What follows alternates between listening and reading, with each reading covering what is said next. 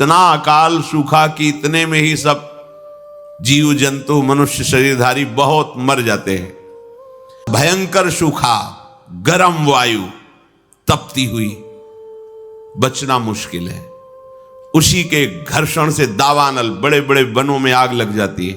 पानी बूंद नहीं, न तालाब में, न कुआं में, न सरोवर में, न सरिता में, सब उष्ण ताप से सूख जाता है। बिना पानी के, बिना अन्न के तड़प तड़प करके जीव मरते हैं। कितना भयानक कष्ट है प्रलय में। हमें तो कष्ट ही कष्ट है।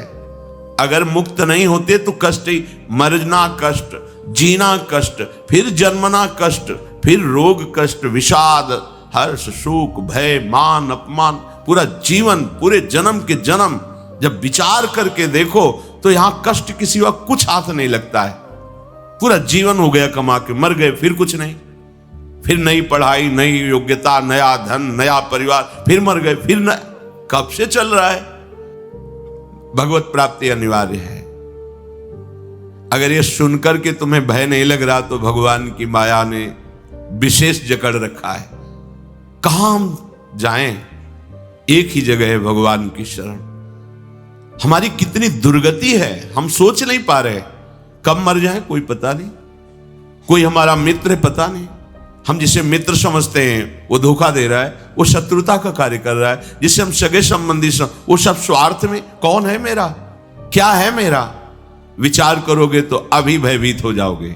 और भयभीत होना मंगल है, क्योंकि जो शभीत आवा शरणाई, रखियो ताहि प्राण की नाई। यदि भयभीत होकर भगवान की शरण में चले जाओ तो भगवान जैसे अपने प्राण बहुत दुलारे होते हैं, ऐसे शरणागत का दुलार श्री भगवान करते हैं। एकमात्र हमारे बचने का उपाय भगवान के वचन से समझ लीजिए। वो कह रहे मामेव ए प्रपद्यन्ते माया में ताम तरन्ति।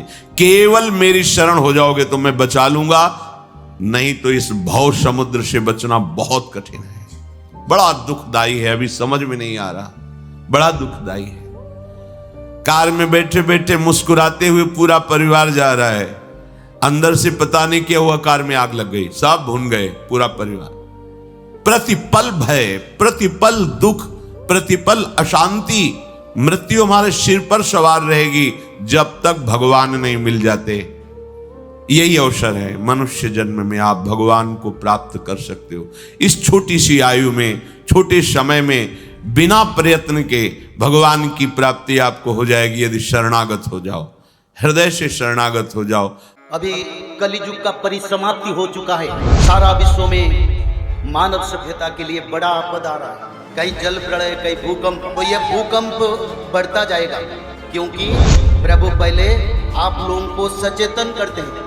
देश मानवों में भक्ति भाव समर्पण का जागृत हो जाए और मानव लोग ये भी समझ जाएं कि कलियुग अब नहीं रहने वाला है, अब सत्य युग आने वाला है।